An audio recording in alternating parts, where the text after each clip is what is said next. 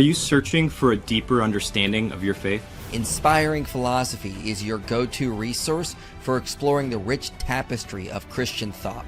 From biblical archaeology to philosophy of mind, we dive into the topics that matter. Our content bridges faith and understanding, offering insights into God's existence and the reliability of the New Testament. Join a community where faith meets reason and discover the answers you've been seeking. Inspiring Philosophy, where faith meets understanding.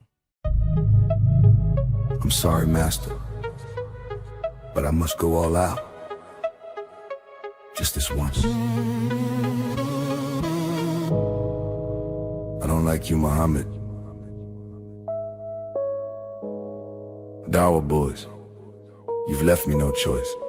Bible's been corrupted, that should go to line.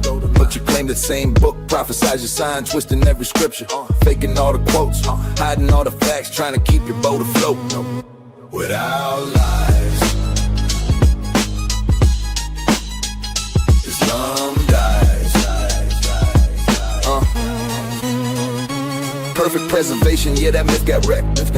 Worldly Quran don't even match the text. Used to flex science, now you back in the way, cause camel embryo facts don't hit the same today. Got the Islamic dilemma, you can't solve that. Every answer you give makes the problem snap back. Say the Bible's corrupt, but your own book cries. Bibles are Allah's words, they can't be revised. If Allah's words can't change, then your claims are fraud. You just argued yourself against the word of your God. Injil's secret book, that's your mystery prize, but the Quran said Christians should judge by it. Lies, then your crew pull muted like it's just a game. Ruined a life and trashed a man's name. All that dawah talk, but when truth appears, you vanish from the chat like it hurt your ears.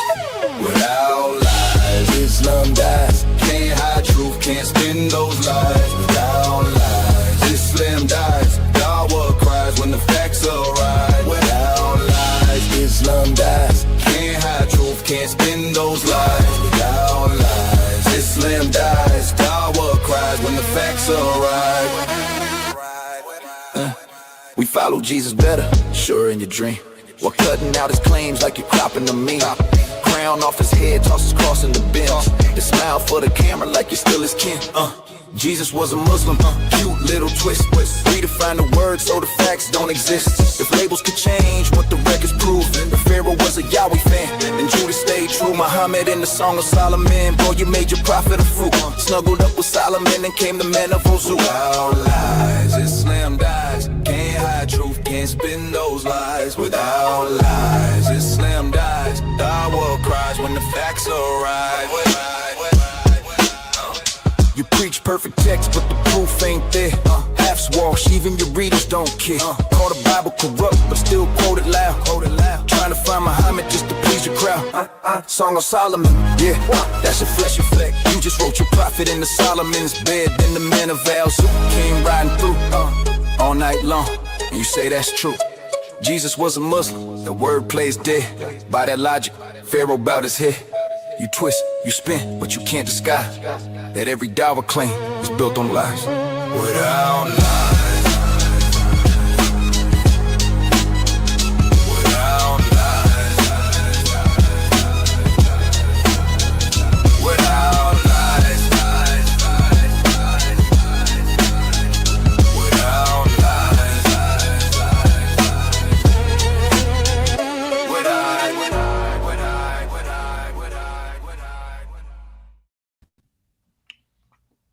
We are live. How's everybody doing? Make sure we sound all right. Double hand wave. Doing good. Okay, anyway. Than and I are in Boston for the ETS conference and then the Sound Faith conference. So this is 2 out of 3 of conferences for me. I'm here with Jimmy Aiken and Cameron Bertuzzi. What's up, guys? Howdy, how's it going? Excellent. Howdy, you say howdy after we just played an epic rap song about Islam? I can't believe it. I talk like I talk. Good.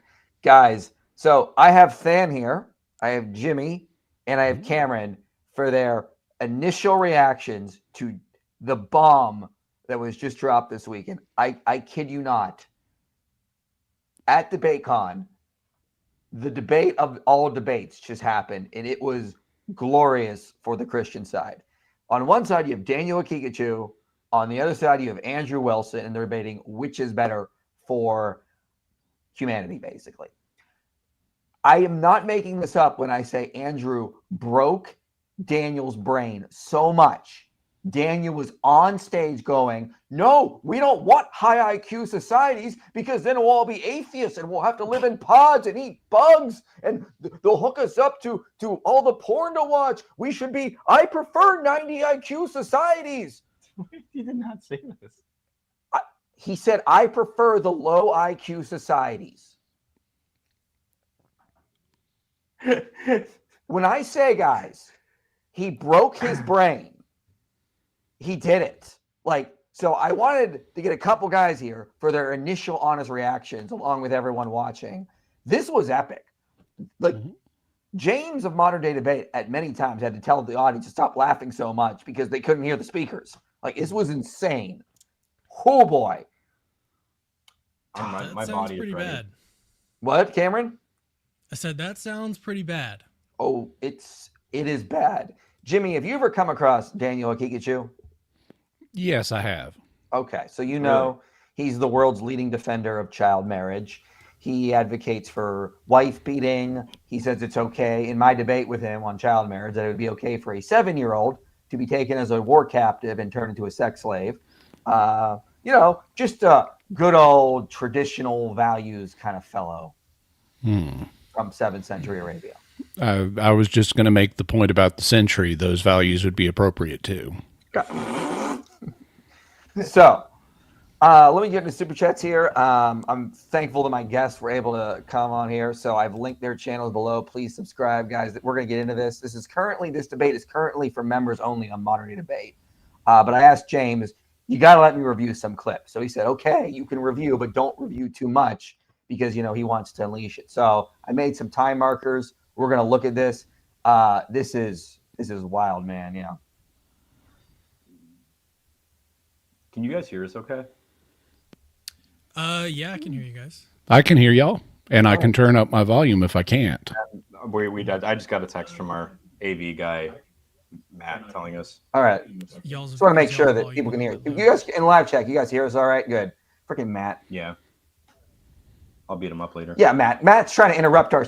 Matt, we're fine. People can hear What a us. loser. What a Okay, loser. so anyway, What a loser. IP's first time doing a Smoky Man bad review. Yeah, everyone really picks on Andrew Wilson, but he's actually a really, really good guy. He's not Nick Fuentes. Yes, he can be crude. Yes, he probably has said things he shouldn't have, or he's insulted people he shouldn't have said, but he means well, and he does really care about working with Christians and actually getting the gospel out. I talked to him a lot this weekend. I think he's being misjudged, and I think people just see a lot of clips of him out of context. But I mean, he was all about hey, he's an Orthodox Christian. We need to work together to deal with Islam and secularism. I think he's not perfect. He knows he's not perfect. He's admitted as much. So Never really watched. I haven't seen any debates with him. Is he a good debater? He I mean, is I one know of- you said he did. Okay, so we have top debaters like Jimmy Akin. We have top debaters like Paste Prophet. I think he's a great debater. Andrew Wilson is an epic debater. He is good.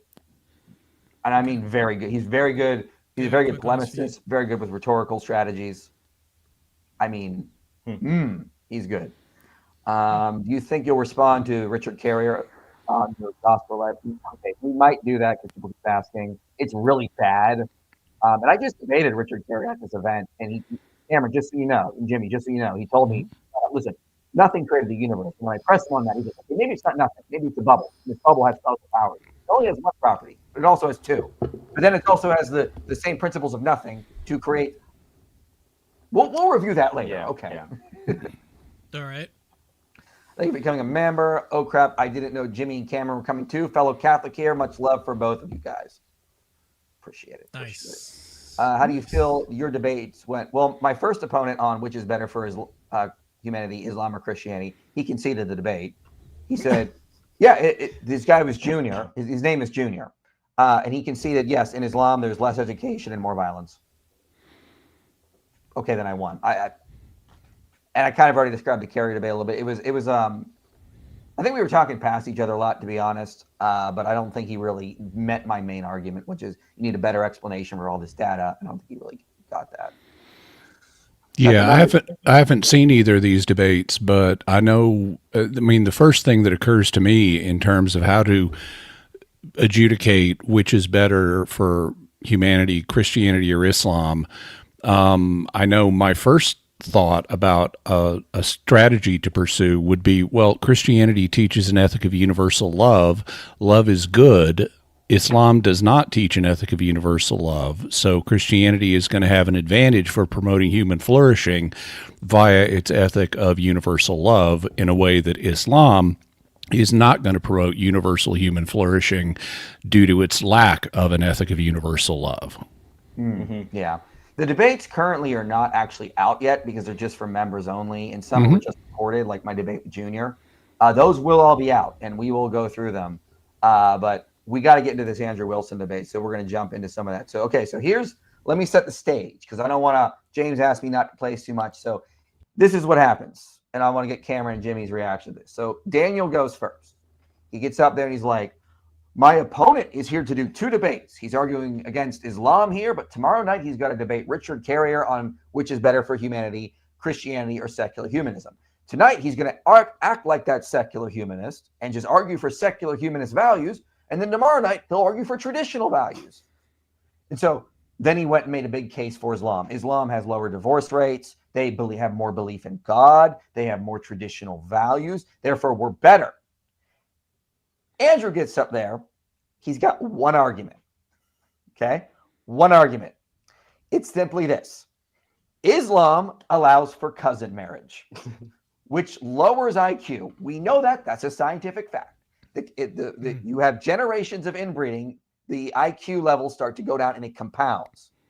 We see it in real time. In Muslim countries, the average IQ is like much lower, between like 70 and like 95, whereas in Christian countries, it's over 100. Christianity also has very low levels of cousin marriage.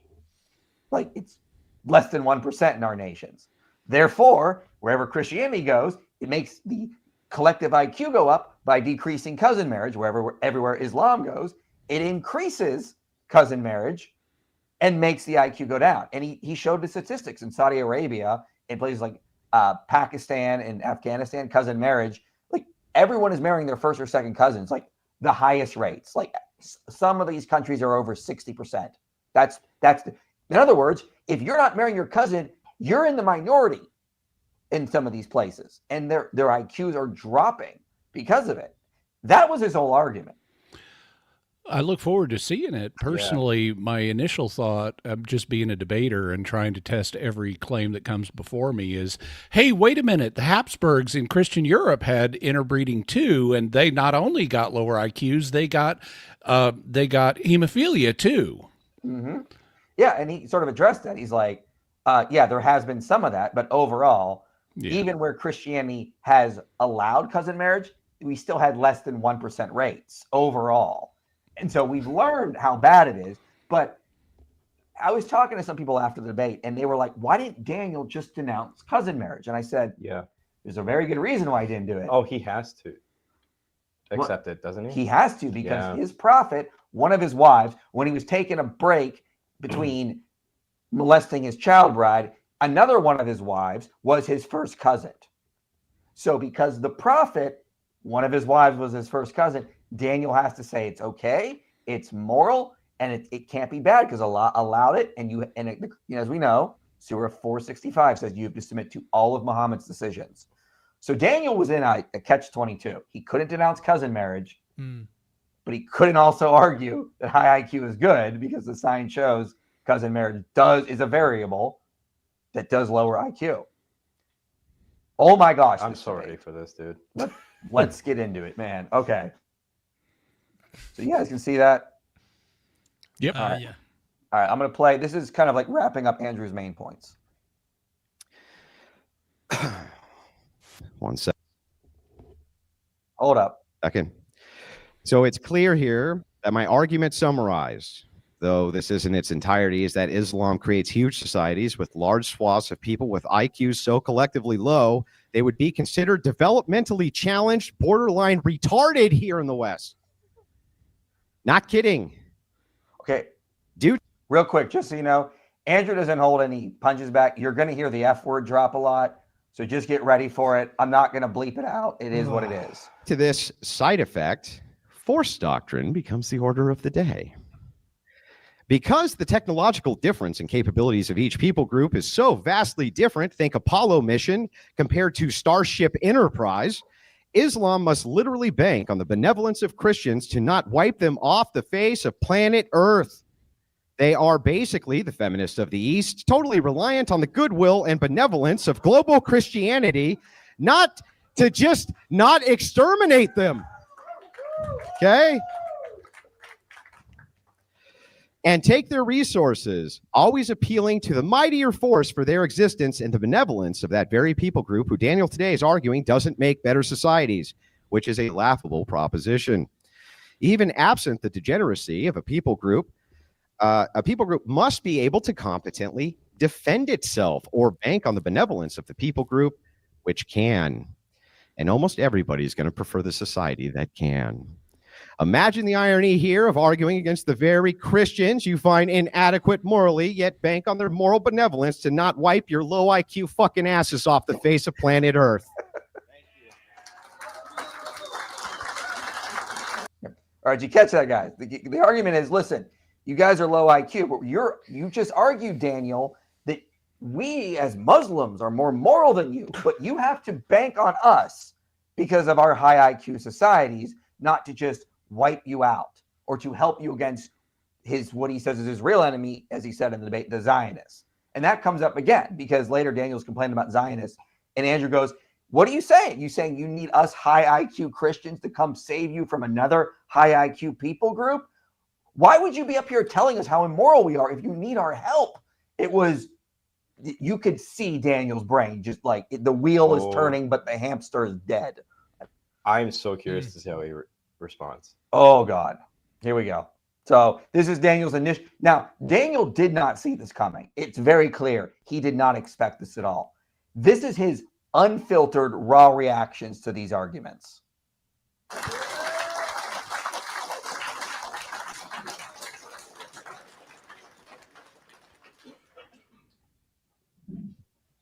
Thank you very much for that opening as well.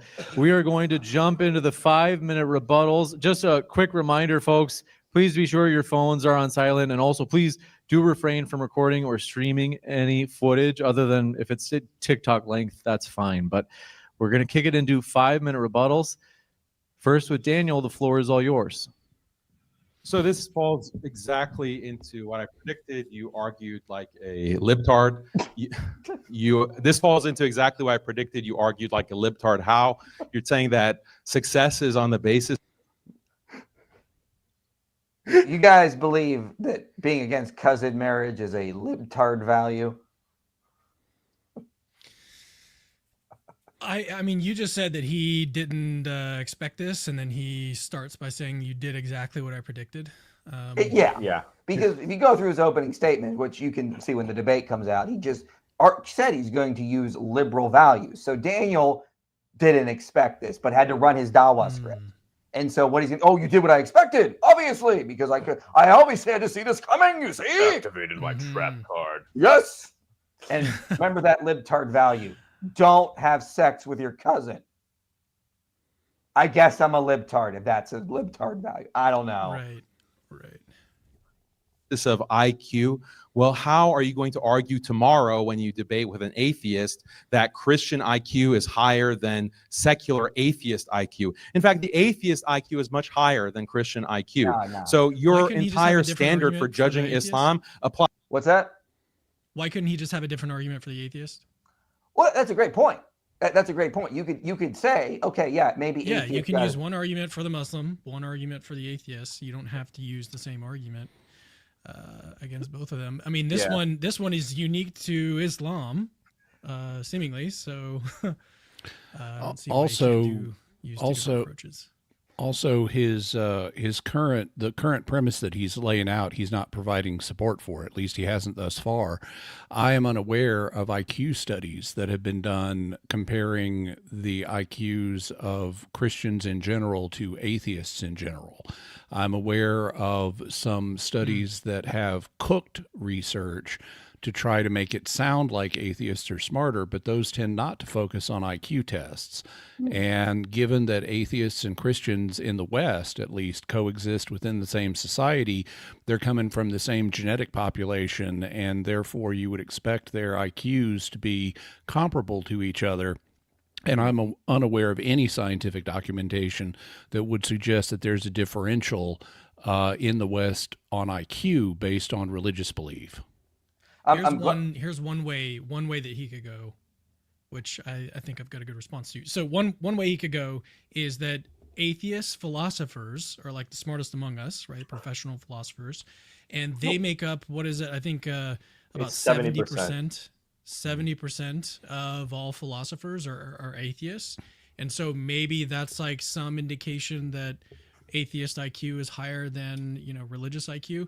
The way that I typically respond to that is to point out that actually, when you look at when you go under the category of philosophy of religion, which is like the relevant category area within philosophy, there it's basically the same thing but in favor of theism. So 70% of philosophers of religion are theist, and so not really going to be a good.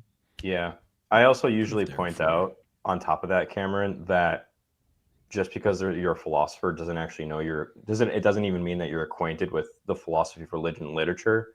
The amount of like university position holding philosophers I've talked to that don't even understand basic contingency arguments is astounding. Well, here's the thing. I did look into this, and there has been.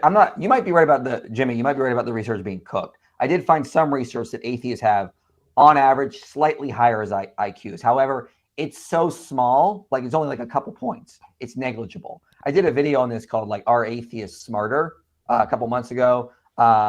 What's that guy that we met at Omaha? Jay, what's his name? Meadenwatt? Yeah, Jay Meadenwatt helped me write this video. He's a psychologist. But here's an interesting study we cited in this, okay?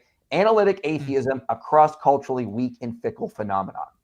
What they point out in this paper is, yes, on average, atheists tend to appear slightly higher on analytic intelligence, like IQ. But that's not because atheism makes you smarter or smarter people pick atheism. What actually is going on is the low IQ people in any given society just tend to pick whatever the cultural norm is. So if you're a low IQ person in Saudi Arabia, you're just going to be Muslim. You're a low IQ person in the USA, you're just going to be Christian. But what they observed in this study is that it starts to shift in Europe. So let me go down to the charts here, as you can see. So you can see in the UK, it's going the opposite direction there. What they're saying is UK has become so secular. Low IQ people are now identifying as atheist or secular, therefore dropping the average IQ of people who identify as atheists down more than what the Christians are identifying in those countries. So what this all means is that it's not this idea that Christianity makes you slightly dumb or it's lower IQ. Yeah. It's that people in societies who are low IQ in the West tend to identify with whatever the cultural norm is. Thereby, so when they identify as Christian, it just drops the average or the mean IQ lower. Makes total sense. Right. So this doesn't work for Islam, though, because Islam was like, we don't have secularists. We are strong. We are a different culture. So it doesn't work for them. And again, their IQ is 2 standard deviations lower than what is in the West. So it doesn't work. Is that literally due to inbreeding or what? It is definitely a variable. There is so much research that cousin marriage over generations compounds and does lower IQ. This isn't even up for debate. So it is definitely a variable. I've seen even documentary videos like of Muslims in the UK who struggle with genetic disorders because of this, because it's such a widespread. Also, Cameron, really quickly, people are saying your volume is really low on your mic. Okay. I've got it on automatic, so I don't know what's going on. I have a couple of questions and a thought. One question is, so how confident are you that of the number 2 standard deviations lower in Muslim countries, because that's a huge amount of variance. Yeah, let me actually get you the study, because I did look this up, and it is real. So let me just pull that up, because and Andrew Wilson, to his credit, in his opening statement, did cite other research to support this. So yeah, it is 2 standard deviations from what I can tell. On average, there are some Muslim countries that have slightly higher. There are some that are slightly lower. So it seems as though this is coming from what Wilson argued in the debate. So let me find that paper that he found. I found one here that does say it's a half standard deviation below the IQ of non-Muslim nations. But if you watch the full debate, Wilson does cite some research that shows comparing Western and Muslim, it is in some places 2 standard deviations lower. Yeah, and of course, IQ tests themselves are controversial in terms of what they're really measuring.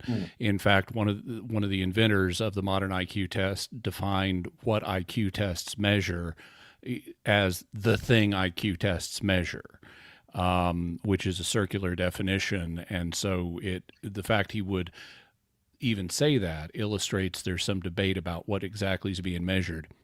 I also had 2 thoughts about additional responses. Now, Cameron mentioned one to the philosophy professors are the smartest among us, and yet they are 70% secular. And that number 70% sounds reasonable to me based on previous surveys of philosophers I've seen. But Cameron pointed out very ably that when you look at philosophy of religion, which is the relevant area within philosophy, that it reverses. And so the people who are the experts on religion and how it intersects with philosophy tend to be theists.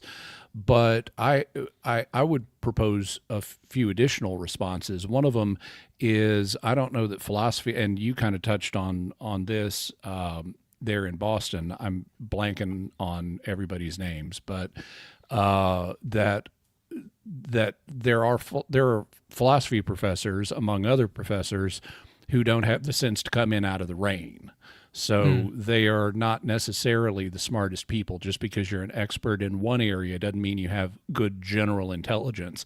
And as someone who grew up in an academic family where I didn't realize that it was not normal for an adult male to have a PhD until I was in my teenage years. I mean, that's how immersed my family was in academia. There are just lots of people who have advanced degrees who do not have broad general intelligence. Right. Yes. So that would be an additional challenge to the argument, as well as the fact that 70% is not a notable differential, and it's changed over the course of the last century.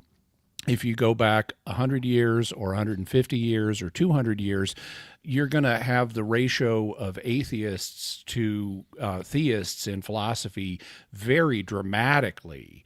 And so you can't draw any inferences about long-term correlations between philosophy degrees and belief or disbelief in God, because the phenomenon you're looking at has just too much variability in it. And just because we're at a 70% stage in recent surveys doesn't mean that that's a reliable correlation that's going to remain the same.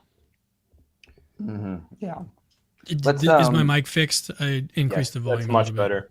Is that too much? Okay. All right. So this is Daniel's initial response. Here's how he's going to try to refute this. Applies just as much to Christianity. And tomorrow, when you're debating the atheist, you'll have to concede that your Christian religion is associated or correlated with lower IQ. Therefore, atheism or secularism is better for society because it raises IQ. So that's one point. Point number 2, where in the Bible does it restrict cousin marriage? This, as you acknowledged, is a later papal decree. It was not a part of Jesus's teachings. Jesus didn't come out and say, hey, if you want to have a successful society. In the audience, I do want to ask you to keep it down so we can hear the speaker. Jesus didn't say, oh, hey, if you want success and you want to have a prosperous society, you shouldn't marry your cousin. Jesus never had this apparently essential Christian teaching that is the key to success on earth. That's your whole argument against Islam, and it's found nowhere in Jesus's teachings. It's found nowhere in the early church fathers' teachings. This is something that came later. Well, yeah, well, you hear that, Jimmy and Cameron. You guys know it's not in the Bible, therefore it must be okay. Mhm. Muslim logic 101. This is the stupid, because in their religion they have this massive hadith collection.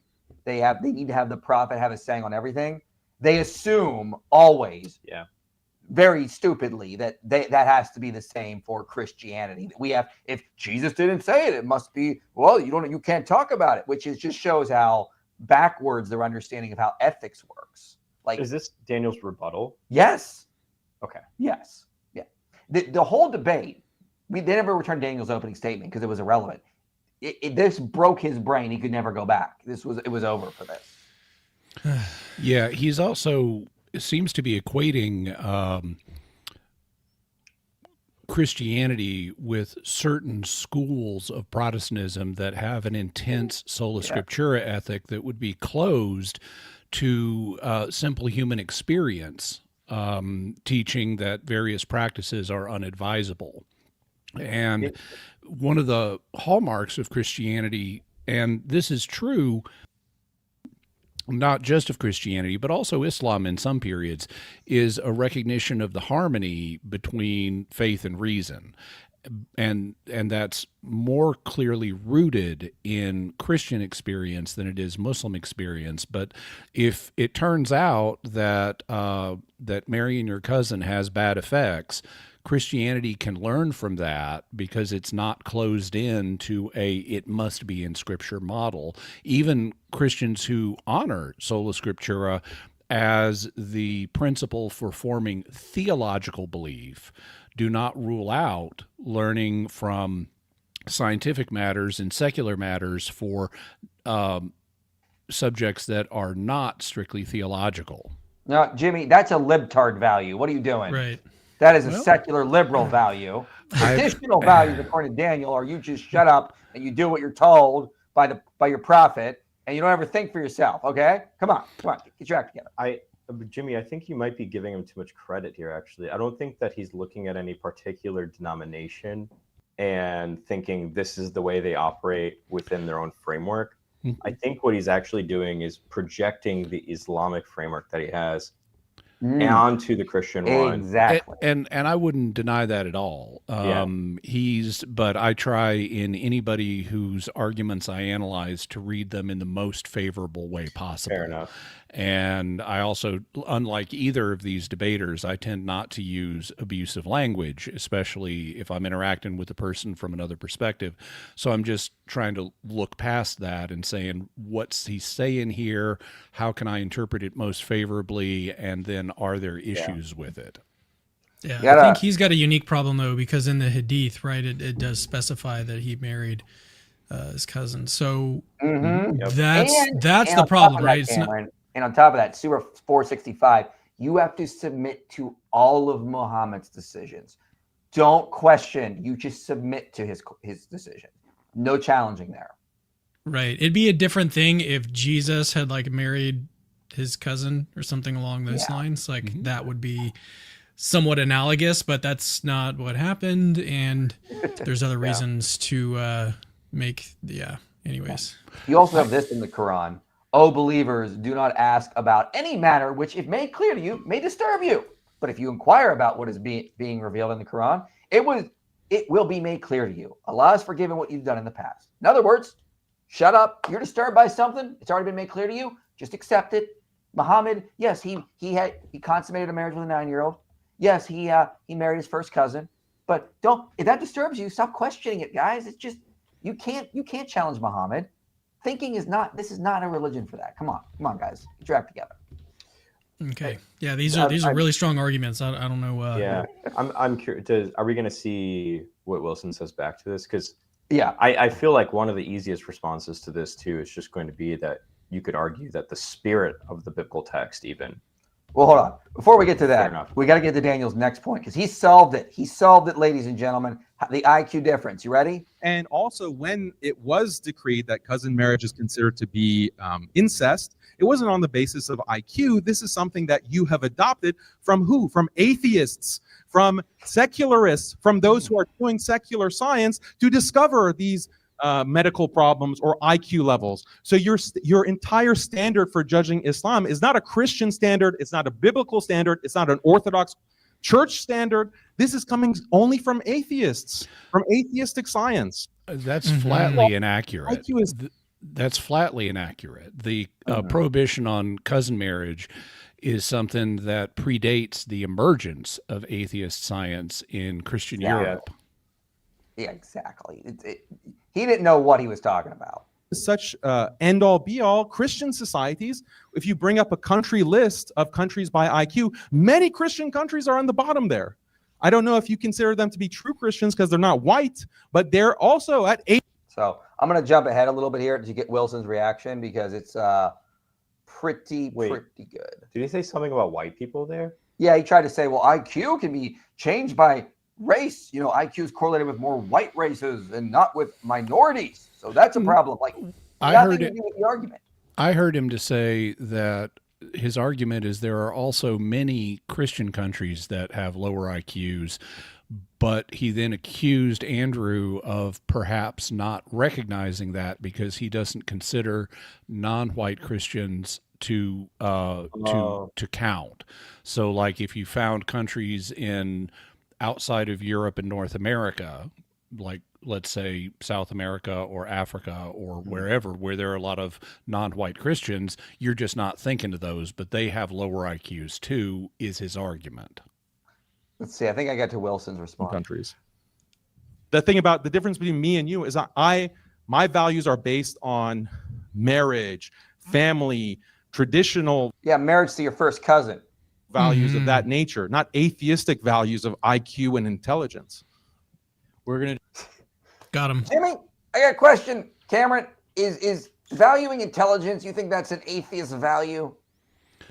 Yeah, I mean that's completely. Yeah, there's no connection to. One thing I actually wanted to point out earlier is that isn't it true that atheistic values are based in Christianity? Like they live in Christian societies in the West, and you can't be an atheist, at least not outspoken in the Muslim majority countries. So, yeah, I mean that has to be taken into account. And the fact is that the value of intelligence is something that is itself a biblical value that long predates the emergence of atheism as a social force. Yeah. In Proverbs, for example, it says the fear of the Lord is the beginning of wisdom. And there are numerous texts especially in the Old Testament. So this is something that's going to be common to both Jews and Christians, that extol wisdom and depict wisdom as the first thing God did was create wisdom. It's the Jimmy, will you shut up with your atheist values of wisdom, intelligence? Okay, you heard Daniel. That's where that stuff comes from. We don't like intelligence in religion. We dumb. This is what Daniel's arguing. Okay, no, those values of intelligence or values of those secular liberals. Well, I need to see him say that. Oh, okay. Hold on. I just want to get to this first. Jump into Andrew's rebuttal as well. The timer is set for you. 5 minutes, Andrew. Libtard value. Don't fuck your first cousin. Libtard. So let me go to the part you were talking about. Because this is where they're going back and forth. This is a 60-minute back and forth. Daniel is trying different things. One time he brings up the use of AI as an explanation to like the AI that will solve the differences. Here's that real quick if I can play it. addresses argument that Muslims rely on Christian benevolence because Christians have such high IQ that they could just technologically eliminate Muslims whenever they wanted. Well, Christians are at the mercy of atheists. Christians are at the mercy of higher IQ atheists. Christians are at the mercy of higher IQ Ashkenazi Jews. Christians are at the mercy of China and Asia. If you want to make a might makes right argument, then we're in the same boat, buddy. Muslims and Christians are closer together in the same boat compared to these other groups. So this is a self-defeating argument. Also, AI. AI is going to eliminate this so-called advantage of IQ. AI is making it irrelevant. I don't know why you're laughing.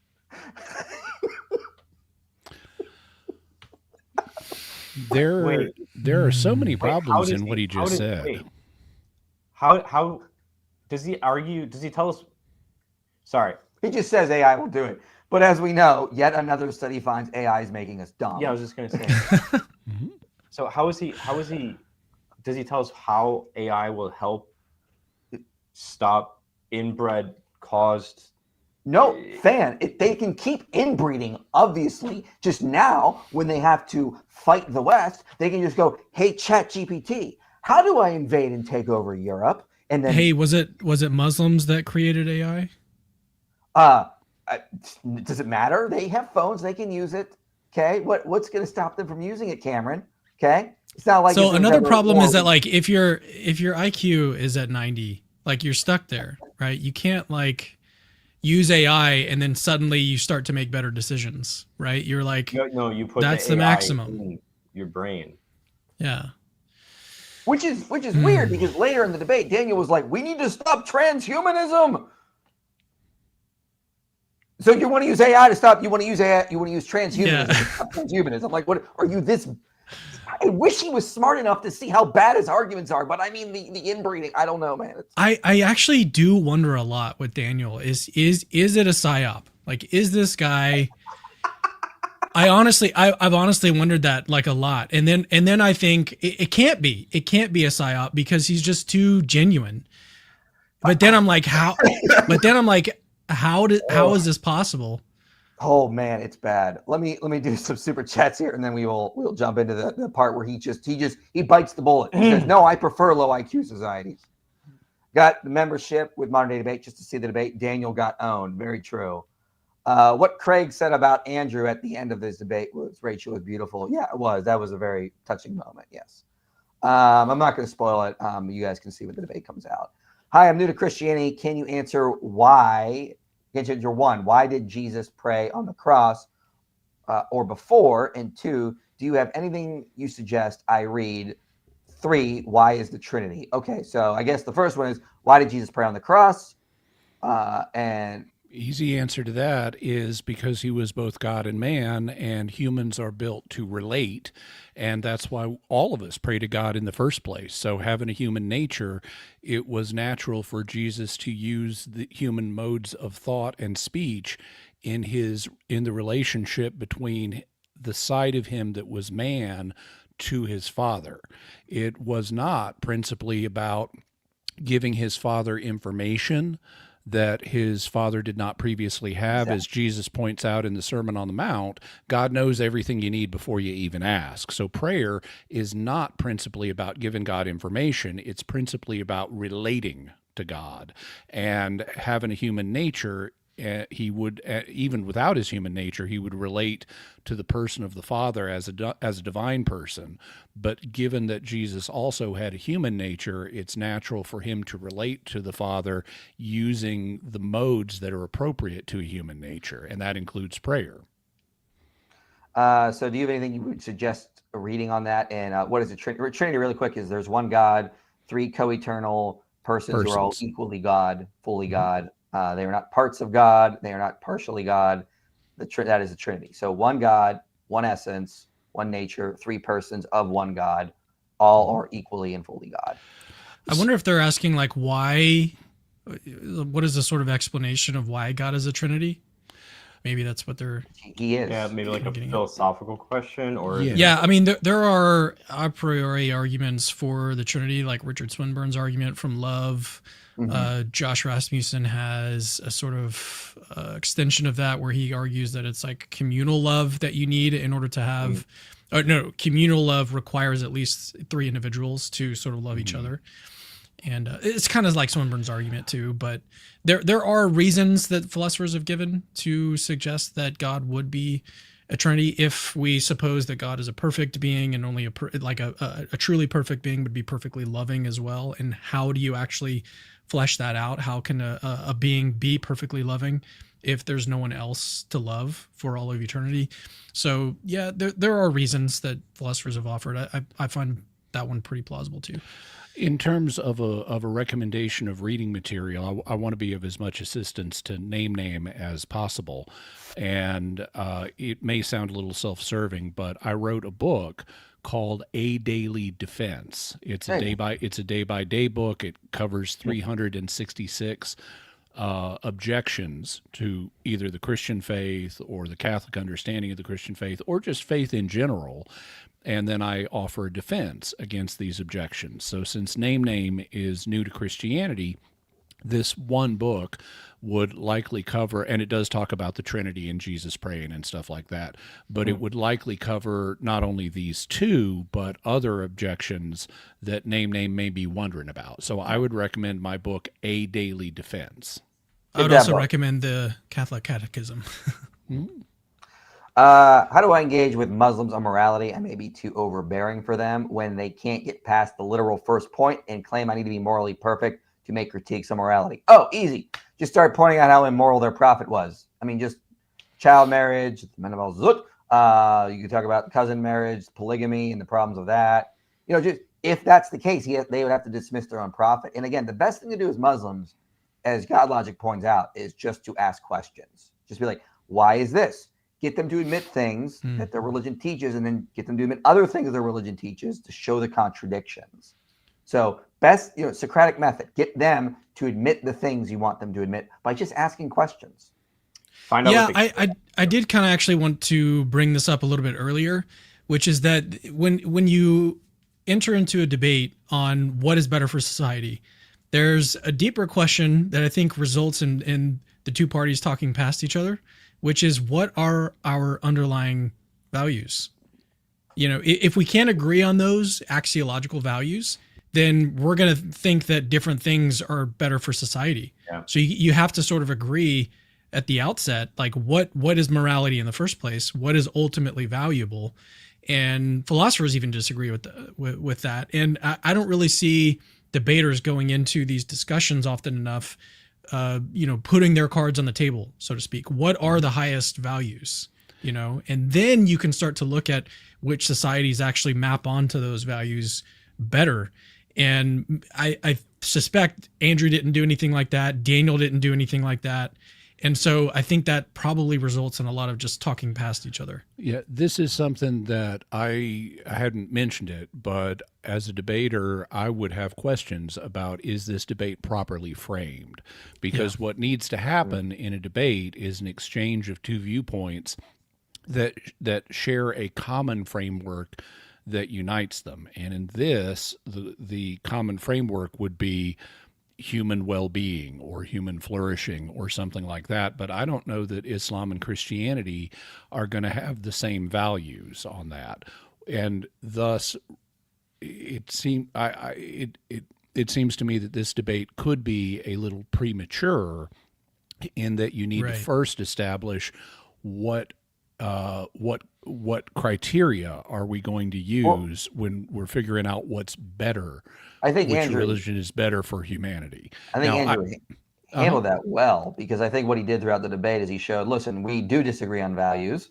However, one thing we can agree on is that having intelligence to deal with, enemies of Islam that Daniel has, like secular liberals, Zionists, you need high IQ, but you don't have that. Obviously, Christianity is better for that. So you can at least agree. And then Daniel bit the bullet and just reverted. No, I don't think IQ is good. Yeah. Now, as I was going to say, I haven't seen this debate. I've just the little clips of it, so I'm not in a position to judge. But this is a concern that I would have if I was being asked to engage in this debate. Let's see here. My understanding is that the leg serpent was an Egyptian deity. So that's not really the topic of tonight. But if you check out a video I did called Genesis 3a, part of my Genesis 1 to 11 series, it's just called Genesis 3a, the serpent. I go into a lot of that there. Check that video out, Steve. That should probably help you for that. How do you guys stay focused on what you believe God has placed in front of you to do? I keep intentionally or unintentionally distracting myself. Actually, that's distraction is consistent with God's plan, because if we were never distracted, if we were always totally focused on a particular task, then we would be vulnerable to challenges that we were not focused on. In fact, that's why even in this, if you study human vision, our eyes constantly jiggle and move around, which helps alert us to other problems in our environment. And in the same way, having a distracted mind that jiggles around, it helps alert us to other problems and opportunities in our environment that we would not be aware of if we had laser focus. So actually, distraction is part of God's plan for us, and we're not meant to stay completely focused on what's in front of us at the moment. Yeah, that's really profound. Don't let Western hustle culture get to you and put false guilt over you and your relationship with God. That'd be my short addition. He also wants a book on God's perspective of time. Check out God in Time 4 Views to get a couple different perspectives on that. I'd recommend that. I've also written a good bit about that too at my website, jimmyakin.com. Ooh, I didn't know that. I'll check that out. Mm-hmm.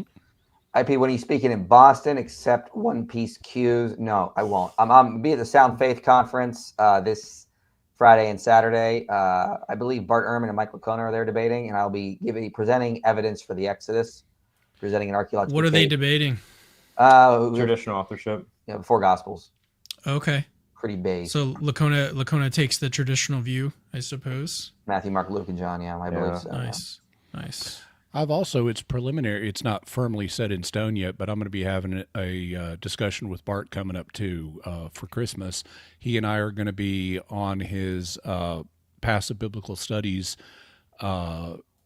platform talking about was Jesus really born in Bethlehem? Ooh, that's good. Yeah, that'd be good.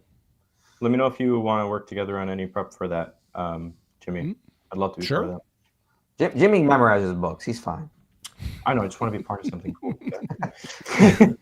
Islam did not create a society in which Jimmy ruined my belief that the spies of Israel saw Bigfoot live in Canaan. Checkmate, Christians. There you go. Man. Yeah, that's a reference to an episode of the Jimmy Akin podcast that came out this Monday, in which I look at what the Nephilim are, and I entertained the argument that some Christians have made that the Nephilim from Genesis 6 were Bigfoots, and without prejudice in the issue of whether Bigfoot exists or not, I offered biblical evidence that the Nephilim are not Bigfoot. I'm actually surprised there was context to that, Jimmy, because we get a lot of really weird super chats. Yeah. Mm-hmm. So I just thought it was another incoherent weirdo on. No. I make a point. I treat every question I get asked seriously, and so if people have kind of learned they can ask me anything, and I'll give them a serious answer, even if it's did the Israelites find Bigfoot living in the Promised Land, and were they the Nephilim? Based. All right, let's get back into this, and then we'll jump back to super chats later. So this is they've been going for a while, and Andrew keeps pressing him on this one point, and this is I think when Daniel's brain broke. IQ is not the end all be all of human existence. I am happy. I'm fine with having a 90 average IQ country that.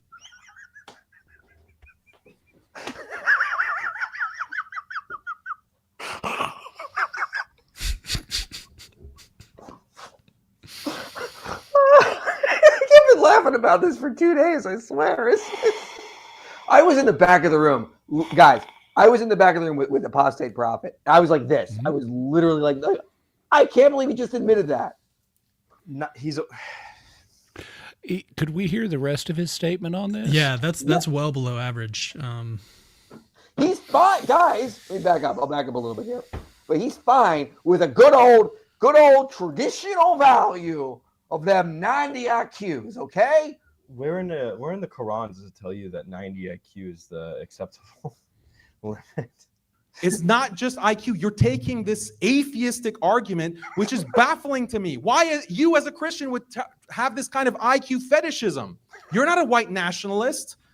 IQ is not the end all be all of human existence. I am happy. I'm fine with having a 90 average IQ country that abides by traditional values, that abides by whether they be Christian or Muslim. I actually prefer the low IQ Christian countries that value marriage. They don't have degeneracy. They don't have prostitution. I value those Christian countries even when they have a lower IQ, a 90 IQ, an 80 IQ. That's beautiful. They're living beautiful lives. Yeah, you can make fun of them. Oh, they have donkeys pulling their carts. You can laugh, but they're living beautiful lives as Christians or as Muslims or any other religious group. Can you pause? Well, I guess ignorance really is bliss.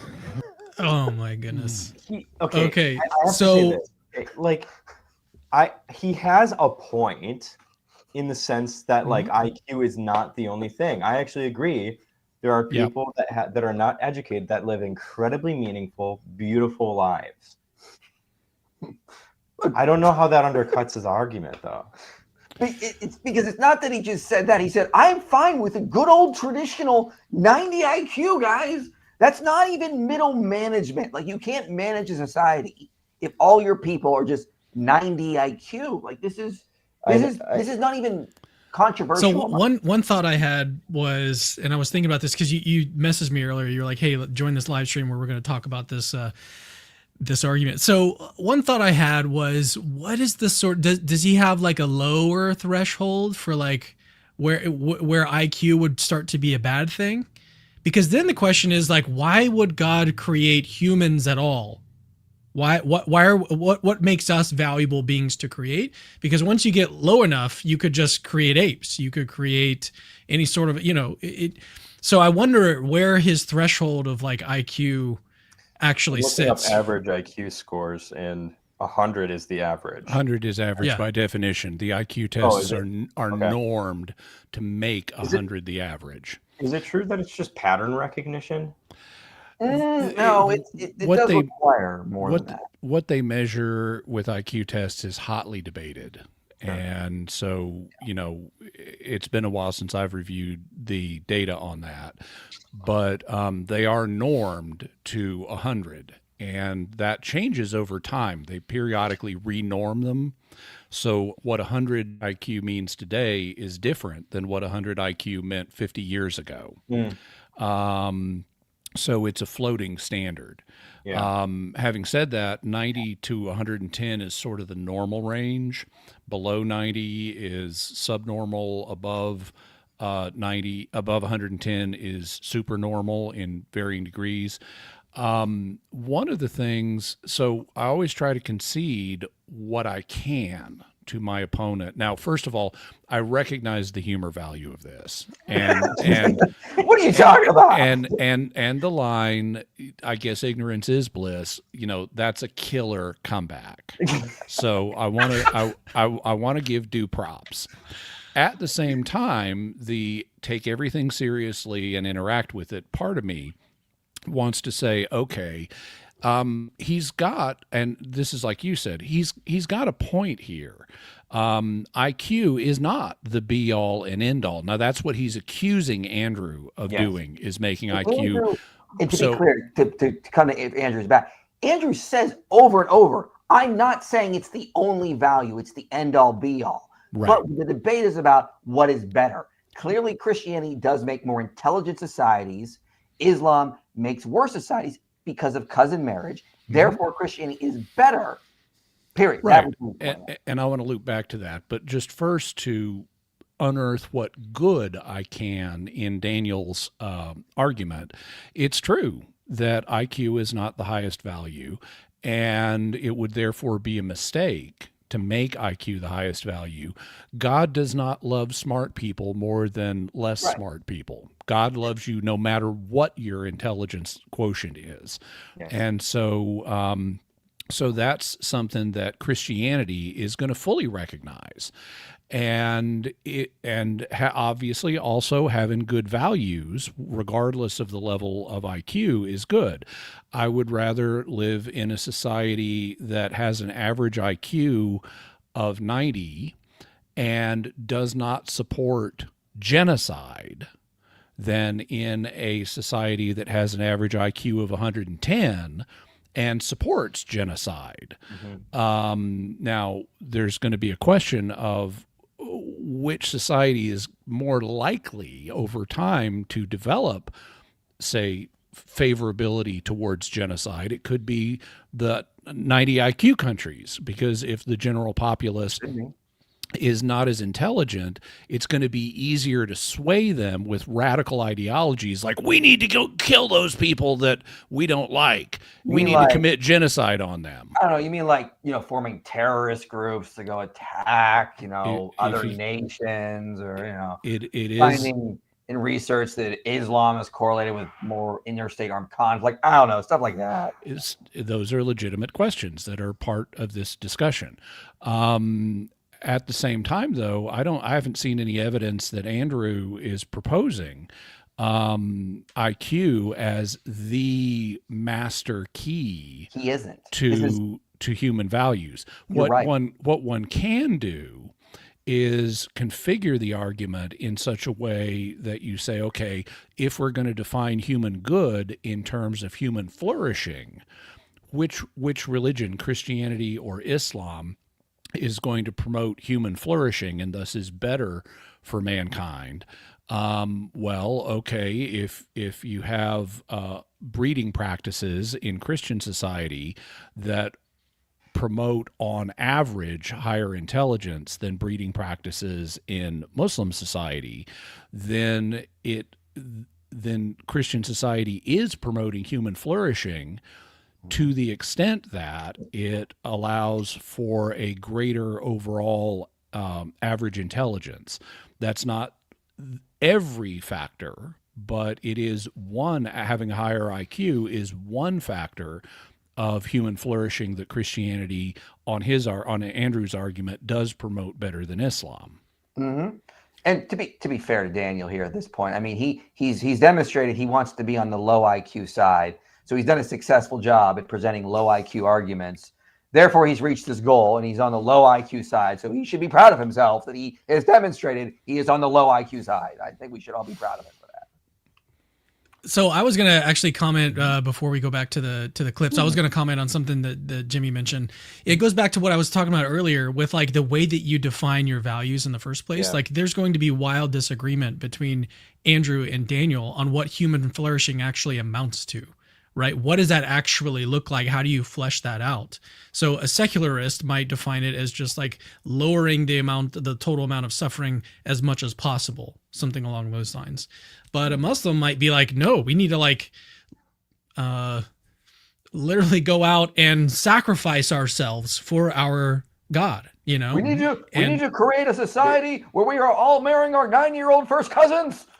Would it be fair to say that but they might think they literally might think that, well, that actually contributes to human flourishing, right? Because 9-year-old first cousins is the way. This is what Allah wants. It might be something like the ultimate ideal society is one in which everybody's a Muslim and stays a Muslim, and perhaps it might even be the case that if you're high IQ, that tends to be you're going to question it more.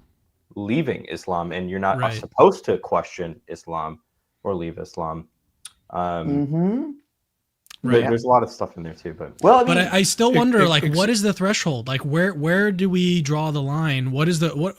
And kind of going back to like, the problem of evil. Why natural theology? Like when we give arguments for the existence of God, there's this really big factor that comes into play, which is like the reason that God has to create us specifically to make the life habitable for beings like us. God has to have some sort of reason to create a world that can sustain life.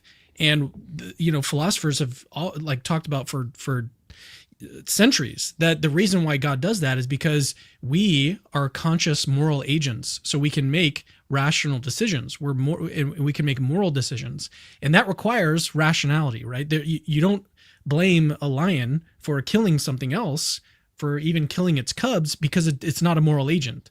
But we are moral agents in part because we can reason rationally about our moral choices. And so I wonder what the line is, though, for Daniel here. We can't answer that. With confidence, because that's a question only he could answer. But one plausible line that he might propose is 70, because IQs of 70 or below have traditionally been classified as mental retardation. So if you're accusing someone of being a libtard or whatever kind of retardation you're accusing someone of, that means they've got an IQ of 70 or less. Mm-hmm. And there are various subdivisions under that. But he might be prepared to say, okay, well, God does want a certain level of human intelligence. Now, on a Judeo-Christian perspective, that's easy to argue that God wants that, because that's part of the image of God is the ability of mankind to represent God as his regent in creation, and you need intelligence to do that. Mm-hmm. So intelligence is part of the image of God, although it's not the essence of it. In Islam, you could presumably justify it just based on the fact that God built man to be a rational animal. And so the mere fact that God gave us reason implies we should have a certain amount of it. And even in Muslim societies, mental retardation is going to be seen as a defect. Now and so he might be prepared to draw the line there, or maybe at one of the lesser IQ levels that indicate more severe mental retardation. Go ahead. One of the things that y'all brought up, though, that we covered briefly, is in a potential argument that he could raise that, if the ideal human society is one where everyone is a Muslim and stays Muslim, that could be an argument against having higher intelligence, since people with higher intelligence tend to question things and might question Islam and leave Islam. Makes that throughout. He kind of starts doing that. He makes the case, Daniel makes the case at the end, that if we keep getting higher IQ, we're going to you're going to become an atheist. You're going to be in favor of transhumanism. So that's bad. So what that would suggest to me is you don't think that your religion is supported by reason. If people who have higher reason are going to question your religion, then you don't think your religion is well supported by reason. Whereas as a Christian, I would say, there are going to be ups and downs, but bring it on. Christianity will be vindicated in the end. Exactly. And Daniel is making that case. I'm going to show you another clip here in a minute here, but let me just see if I remember what. Yeah, that'd be awesome if Andrew made the argument that Jimmy just gave. I was thinking that too, Jimmy. He does make that throughout the debate. He does. I don't remember exactly where it is, but when we watch when the full debate comes out, you will see Andrew say things like, we're not worried about Christians getting smarter, because we don't think that higher IQ leads to degeneracy necessarily. That's there's no cause. He says that's throughout the debate. So yeah, Andrew does push back on the stuff. There's a lot of stuff Jimmy was saying, a lot of stuff he said earlier. I'm just trying not to play too much out of respect for James, because he was but I had to show some of these clips. But let's see a little bit of Andrew here. Oh, go on. That was a neat slapping your dress. So look, let's point this out.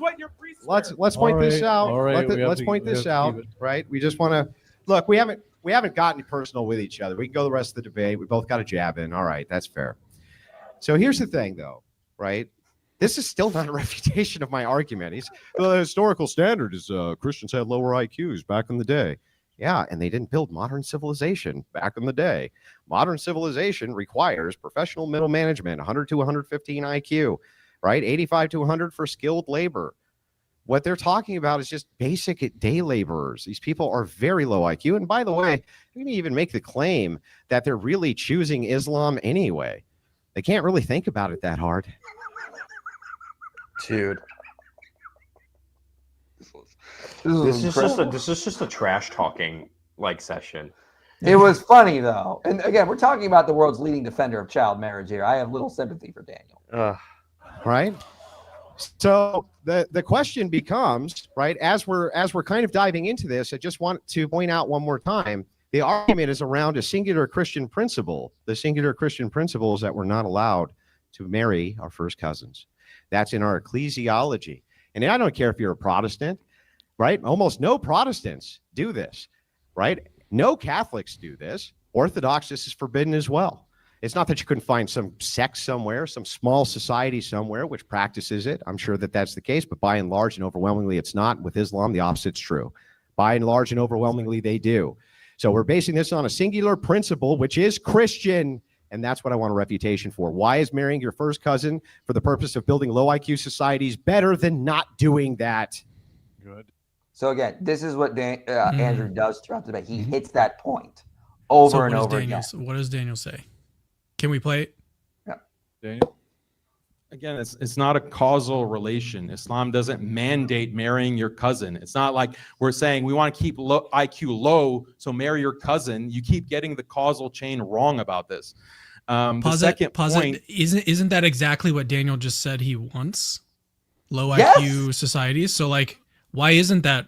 I took him to be saying, and I could have been mistaken, I could have misheard him or misunderstood him, but I took him to be saying that he would prefer a society that has an average IQ of 90 and has good values compared to a smarter society that does not have good values. And on that, if that's what he meant, well, I would agree. I think good values are more important than intelligence.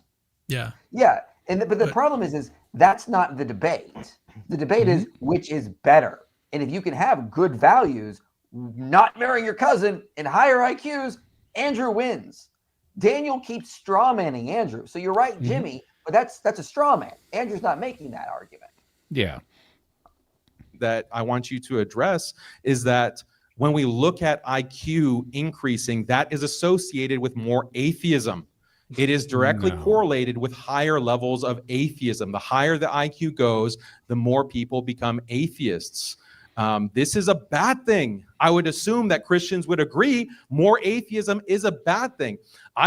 This is false. It is not the case that necessarily as your IQ goes up, you become an atheist. There's many IQ individuals that are Christian. Talk to John Duns Scotus or Thomas Aquinas or Albert the Great. Yeah. I don't know if it means or Alex Proust. I took an internet test for IQ and I scored a 135. Shut up. So that's good. That's good. I'm not an atheist. Yet you see, I was an atheist. I became a Christian. when he hits 136, the atheism will take over. Shake GPT is going to help me rise to the threshold of becoming an atheist. I think that, yes, modern society is not all it's cracked up to be. I don't know if you guys have been looking around, but it seemed like I've felt, at least myself, that over the past 5 years especially, first with the pandemic and now everything that's happening in the world where World War III is about to break out, I think the modern world is a dystopia. I am waiting for, nuclear holocaust to destroy us all. I don't believe he live in Houston? This absolute... Cameron, stop using logic. This is a Muslim talking. We don't do that here, okay? Come on. What are you doing?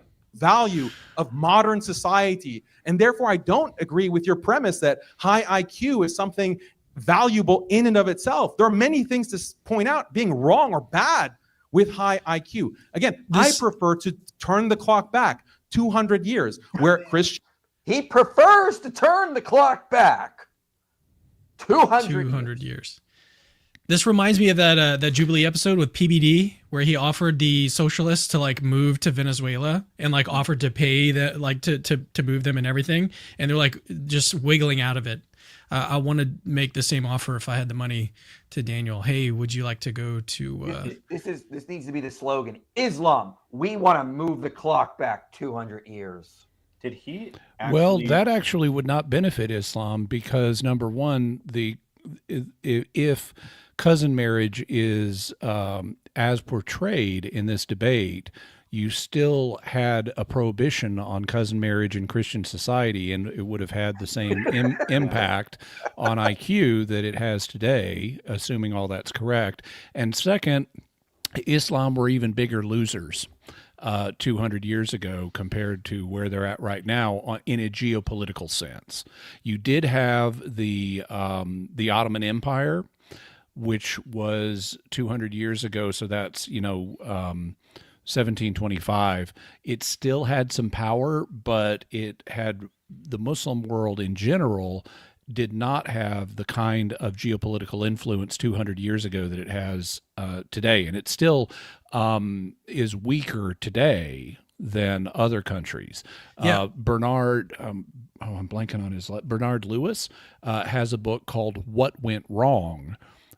And that's a question from the Muslim perspective, because according to Islam, Muslims are the best people. They're the smartest people. They have all these great virtues. And yet, for centuries, it's been obvious that Islam has lagged behind the West. And that was true 200 years ago. So the question from the Muslim perspective is, if we're all right about all this stuff and we're the best people, why are we so behind the West? Oh, if they took a break from marrying their cousin, they might actually figure it out. I don't know. It's just an idea I had. Did I actually hear him right, though? Did he actually say that when I hear high IQ is not a value in of itself, that translates to being intelligent is not a value in of itself. Did he? Yes. Am I actually interpreting correctly? I think that's right, because he thinks he's associating high intelligence with atheism. Yes. Like it necessarily leads to atheism. And as I went over earlier, that's just not true. The study, Analytical Atheism, Weak and Fickle, shows that. He's making, and he's just factually wrong on all that. And what he's claiming is not supported by good scientific research. But he's making essentially the same argument that a version of the same argument that some fundamentalist Christians make of, if you go to university and you study and you get book learned, you're gonna become an atheist. So we need to have less education. Whereas the problem is not the education, the educational level, it's the content of the education that's the key factor here. It's that in the contemporary universities promotes atheism and things like that. It's not the fact of the education, it's the content of the education. And in the same way, it's not the intelligence that promotes atheism, it's the content of the education that higher IQ people have available to them that may tempt some of them towards atheism. But again, it's not the intelligence, it's not the level of education, it's the content of the education that people in Western societies have available to them. Now, Jimmy, that makes sense, but hear me out. How about instead, me see smart people, atheism bad, book reading bad, me like 90 IQ societies, okay? Well, that sounds much nicer. That's the kind of argument I would expect from someone who has an IQ of 70. I want to give Daniel some credit, because at least he's being internally consistent. Yeah. Okay. That's the best we can say. Christians had these traditional Christian societies. Muslims had traditional Muslim societies. Yeah, you didn't have a laptop. You didn't have internet. You didn't have cars. But or polio vaccine. Guess what? You didn't have to worry about your wife having to, being in college and sleeping with every frat boy in the university, and you don't even know her history because of feminism. You have like LGBT degeneracy. You see, guys. This is what, I don't know if you interacted with Daniel a lot, but this is what Daniel does. He basically does this false dichotomy of these two extremes. Either we go back 200 years to a traditional Islamic society, or else The only other option is we'll all be living in pods and eating bugs and on OnlyFans, and our daughters will be having sex with hundreds of guys by age 12. It's either that or my radical Islamic nonsense. It's either one of the two options. There's no in the middle. This is what he does all the time. Fallacy of we false impose dichotomy these based values on your by force, description. so nobody will ever follow them. But here he is again. Yeah, it still makes me wonder, like, what is Daniel's utopia? What does it actually look like? Because Jimmy, as you pointed out, like 200 years ago is probably not the best. So what would it actually look like for Daniel? And then if that society actually exists in some form better than it does in Houston, Texas, why not just move to the utopian society? Why are you sort of leeching off of the society that you think is, causing this great harm to the world? I can answer that, Cameron. It's pretty simple. He wants, listen, everyone is Muslim. Women walk around dressed as tents all the time. Girls are getting married between the ages of 9 and 12, preferably to the first or second cousin. I mean, we don't want to go too far. Basically that. All the technology is gone because it's been too corrupting. I mean, I spent, he uses technology all the time. Like, why is he? It seems hypocritical. He's got a YouTube channel. It's pretty clear he uses technology. You're wrong. Than is wrong. He's not being internally consistent now. So. I'm open to being wrong about this, but here's what I actually want. I mean, he's probably going to see this stream. Daniel. No, he won't. He's not going to. If he watches this, we'll tag him on Twitter. Okay. Daniel, I want a video and I want to know what your utopia is. What is the ideal society and what does that look like functionally speaking? It's called the year 1825. See, but that it still goes back to that question of like, what is ultimate flourishing? Well, yeah, that's what I want to know, because I have an idea of what that probably means in his mind, given what I know about Islam and given what I know about Daniel. But I'd rather hear it come from him. It's before the abolitionist movement, obviously. Okay, come on, he's pro-slavery. And this makes me also think like these debates are sort of pointless. Because really what it comes down to, and it even came down, like we talked about it a little bit, is like ultimately what things come down to is not what's like practically useful, but it's what's true. Like, what is ultimately true? Is it Islam or is it Christianity or is it atheism? Like, we want to know what actually is the case. That's going to inform everything else. Yeah. Something also, Than, if you want to get a useful answer from him in terms of what his ideal society is, you may need to specify what it is you're asking for a little bit. Because if you ask me, what's my utopia?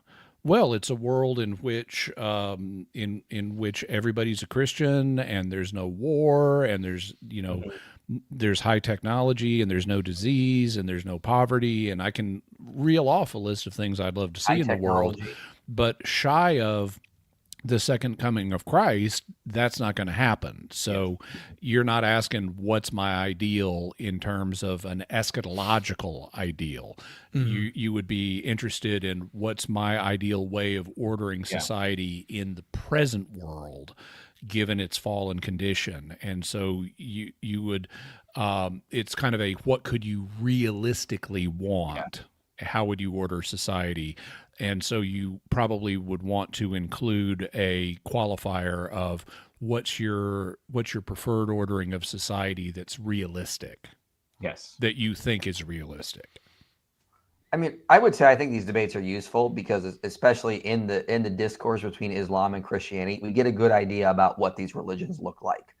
In this debate, we got a very good idea that Islam, one of their top apologists is saying is that we want low IQ, we want to go back 200 years. Too much intelligence leads to atheism. And Andrew says that's a straw man. You're straw manning my position. I'm fine with high intelligence. I'm not saying this is the only value. I'm saying this is definitely a value that shows that Christianity produces better societies, which is what the debate was about. So I think this is a good way to get people exposed to what these different religions are teaching. Yeah, just piggybacking off of that a little bit too, because I used to think that exactly what you just thought, Cameron. And then one of the things that I realized is when I started studying psychology a little bit more is actually, and I say this obviously assuming Christianity is true, right? That's a conditionalization in the background. But the more people get to see the type of religion that Islam is, I think the better it is. So the debate is useful, not with regards to the type of truth seeking that you and I would be interested in, but it's going to be a useful epistemic tool still for the average person in America who isn't going to dig into the trenches of academia like we would, if that makes sense. It's still useful for changing minds. So let's hear. Daniel's going to reiterate his point here. By the way, I have to step away for a second, so I'm gonna dim my camera. Be right back. No worries. So I'll take him out till he comes back, and here we go. We have elderly who are being shipped off to old folks' homes because there's not a strong family unit to take care of our own elderly. Children are being shipped off to daycares because there's not a strong family, strong marriage, mom at home with traditional roles to take.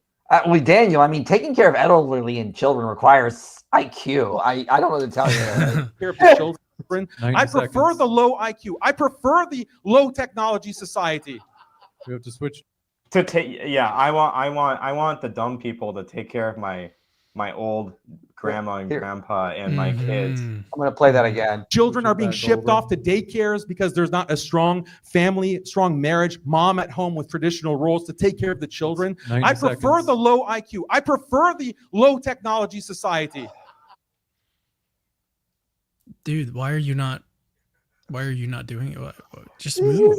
You guys heard it. I prefer the low IQ, low technology societies. And he said earlier, he wants like 90 IQ, really. And if we keep going in that direction, because if we keep getting higher IQ, guys, they're all going to be atheists and transhumanists. And I want Daniel. I don't know if Daniel has kids or elderly parents or anything like that, but Daniel, if you ever need help like that, when in your job posting, I want you to say specifically has 90 IQ. Yeah. A good old 90 IQ. Yeah, I want society that has little to no technology. Meanwhile, he's using like all the technology in the world, and we don't know what he does behind closed doors. So it's just very strange argument. This is Islam, folks. I don't know what to tell you. I prefer the 90 IQ societies. I prefer low technology. So again, the new slogan for Islam, ladies and gentlemen, is Islam. We want to take you back 200 years. We want to take your IQ down to 90. Okay. Granted, I mean, this is just Daniel. It is a psyop. Like, listen, at this point, if he is paid by Israel to make Islam look bad, dude, it makes sense. I get it. Dude, I mean, it could be. He's literally arguing for this. I prefer this explanation. I don't know that I actually want to believe that Daniel is this much of a silly goose. Yeah. He's the keynote speaker of the Silly Goose Conference. I would rather. I think he is genuine. I find the psyop thing like pretty unlikely, but I think he's also too young. Like he's been at this for a little while, so he would have had to have been like groomed. Oh my God. Jimmy actually might have some thoughts on this, although he doesn't really know Daniel very well. But what are your thoughts on the whole psyop explanation of what's going on here? I am always open to the idea that someone may have ulterior motives that they're disguising. But per normal communications philosophy, I assume that people are being honest in what they say until I have evidence that they're not being honest. Yeah. So my first approach would be to say, even if someone argues something that I find very not credible, I'm going to assume they're advocating it sincerely. In the case of this, I'm at a disadvantage because I haven't seen the full debate. I need to see the full thing, and I need to be more familiar with other things he's done, and that's not possible right now. But my starting assumption would be to assume that Daniel is sincere in what he's saying, and I would just find it a position that I do not personally find credible. And I've seen evidence of him straw manning the position that he's opposed to. On the other hand, I don't know that I wouldn't, if I were in Andrew's position, I wouldn't have argued along the lines that he seems to be arguing. I would tend to have started with based on what I've seen of the debate thus far, I would tend to have stuck with my own initial thought, which is the best way to argue is Christianity or Islam beneficial for humanity would be to argue based on the universal ethic of Christian love. Well, Andrew, rather than, and I'm not saying that Andrew is wrong.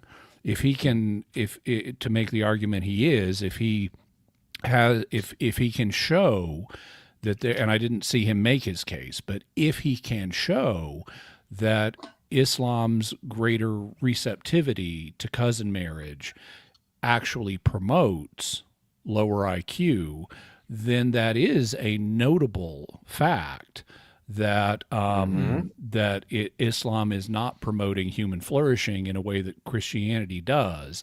And it's fair pointing that out if he can make that case. I didn't see his opening statement, so I don't know if he made that case or not. But if he did, it's a reasonable argument to make against Islam. I just personally would tend to not make it the centerpiece of my case under ordinary circumstances. I think one of my concerns is that given the hypocrisy that's going on within his paradigm, it seems like, he's using technology and he's arguing that society would be better without that technology. He's also what is the explanation? Yeah, what is the explanation of that?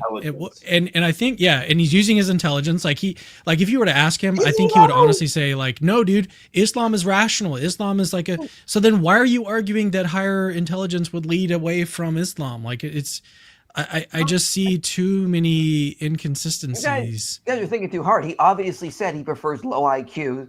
Therefore, he's going to prefer the low IQ arguments. He successfully achieved his goal. I also wonder, like, what does he think about his own IQ level? Like, does he think that he is average? Does he think he's like higher than normal? I hope. And then I wonder, would he have?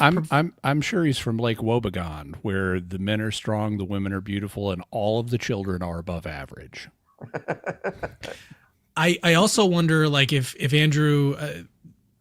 Well, maybe I can ask you guys. Did Andrew ever ask him in the debate if he would have preferred to have been born from parents that were cousins? No, that would have been a good question to ask him. Yeah, that would have been. Now, would you have preferred that, Daniel?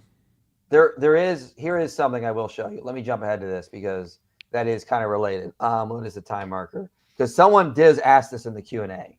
There's just so many inconsistencies. Well, here's someone come up to him in the Q&A and asked him this. This is important. In the West, where the man who wants to marry a lady goes to the father asking for the daughter's hand in marriage. I hit the wrong button. So if your nephew came my to bad, you guys, my bad. Amateur hour, dude. Amateur hour here. My bad. There we go. The man typically goes to the father and asks for the daughter's hand in marriage. Man. Oh yeah, look at him. See, look, this guy's super smart, guys. Look, he gets his shirts there. If your nephew came up to you asking this, would you permit it? What was the question? Daniel? Sorry, I didn't understand. Your nephew, can you repeat that? So we have this tradition in the West where the man who wants to marry a lady goes to the father asking for the daughter's hand in marriage. So if your nephew came to you with this request, would you permit it? Yeah, I'd consider it. Yeah. Thank you. I consider it depending on qualities I'd have. Yeah. Yeah. Yeah, so he, but I think that doesn't answer my question about whether or not he would want that for himself, because he's very inconsistent. He's very inconsistent on this. He wants other societies to have no technology. He wants to use all the technology in the world. He wants to be a famous YouTuber. And I would assume he wants an IQ high. Hopefully, so that he can be a good debater, so that he can go and make his living off of YouTube and. Or maybe he wants this for other people, other societies. Like in his utopian society, he's like Muhammad. He's got all the exceptions. Wasn't Muhammad illiterate? Well, no, what I mean is that he's got exceptions. He's the exception to the rule, right? He gets more wives. He gets a special treatment. So, I'm not sure what direction y'all want to go in this, but it occurs to me that there are some ways to steel man what his position. And I don't know if he would himself move in these directions, but I can see several ways to try to steel man his position. Well, you'll probably do it better than he did. Well, I'll leave others to judge that. Informed on the debate here. We're like you, me, and Cameron are all kind of reacting blind to this. Yeah, I mean, you guys can go to Modern Day Debate and watch it. Right now, you have to pay for it. He is going to release them throughout the week. But I mean, like this was mind-boggling. He is basically showing people in Islam, we want to go back 200 years. We want to get rid of the technology that has saved so many lives. It has made our lives better and easier and has done so many great things. We want societies where the average IQ is 90. Like, this is mind-boggling. That is how much his brain broke in this debate. And if that is what Islam is teaching, and quite frankly, I do think mainstream Sunni Islam, especially coming out of Salafism, does basically get there. They're very much like, shut up, don't question the stuff. Just whatever our scholars who've already came before us said, do that. And if there's a great book by Toby Huff called The Rise of Early Modern Science, Toby Huff is trying to figure out, why didn't science come out of Islam when they were more advanced during the golden age of Islam? Why did they come out of Europe? And he basically points out it had a lot to do with Islam, because Islam created a system where they put the religion on top. Everything is subject to Islam. The foreign sciences are only useful so far as they help Islam. So they use Greek philosophy as long as it helps Islam. Then they stop using it. So they used Aristotle, Plato, Greek philosophers as much as they could to help them figure out what they need in Islam. Then they stopped using it. And so the West just kept going, developed modern science. And the Islamic world was done with it, basically. Because they were basically trained on strict memorization. Just do what the prophet says. You already have the Quran. It's the perfect book. We don't really need much else. That's what we have. Once we figure out how to interpret this properly, we're good to go. So that's what he's talking about in that book. And this is vastly different than what we get in Christian Europe, where it's encouraging science and reason and rationality and building institutions like universities. What does helping Islam mean if, like, wait, you're using science up into the point that it helps Islam. Let me give you an example. Where does that stop? Let me give you an example. They developed trigonometry so they knew the direction of Mecca to pray. That's it. But once they do that, what else do they need it for? That's an example. That's an example Toby Huff uses in his book. Yeah. So since we're talking about the use of technology in Islam, let me see if I can project myself not into Daniel's mind, but let me pretend, because I don't claim to know his mind. But let me give a couple of thoughts on how I would steel man some of a couple of the things that have come up. One of them about the use of technology. If I was in his position, I would say, well, even assuming that my ideal world is 1825 or pick some other date in history, I could see a number of responses that he might make to the question about, well, what about the technology that we benefited so much from today? I could say, well, when I'm not talking about the technological aspect of society, I want the technology that we have today, but I want it coupled with the values of 1825. Or I could say, I agree that modern technology has produced more harm than good. I could say, we live with the danger of nuclear war. We live with the danger today of runaway AI and bioterrorism that could wipe out the human race. We have a bunch of existential threats that are posed by modern technology that are only growing, and I think it would be safer for everyone if we had a lower level of technological development. So I think there are ways that he could push back on that. I mean, you could obviously push back on that, being like, life expectancies have gone up people die less from like war and disease and slavery. I mean, you go back to the 1825s, you're taking wagons out on the frontier and you're dying of like dysentery. Whereas now you get on a plane and you're there in like 5 hours. I mean, Right. So Daniel doesn't know what he's talking about. And I agree that there are rebuttals to many of these things, although a person who is concerned about existential threats to humanity, that we're not going to make it another 100 years if AI or biotech goes in certain directions, it's going to wipe out humanity, or nuclear war. I can easily see someone saying, well, I'd rather live in 1825, even with the wagons and the dysentery, than have all of humanity die. So I can see someone making that kind of argument. Well, fear-mongering. It's not fear-mongering. I would disagree with that. It's not fear-mongering because there are threats that a rational person can be concerned about ending the human race within, say, 100 years. Well, I agree with you there. What I mean by that is fear-mongering is that it hasn't happened. We don't know what the future is. Mm-hmm. There are many possible outcomes. I think that's one of the lowest probable outcomes, is what I would say. I'm glad you are personally an optimist. I am. Jimmy, what about these two potential pushbacks on something like that? And I haven't thought about this before. This is kind of just me thinking on the fly.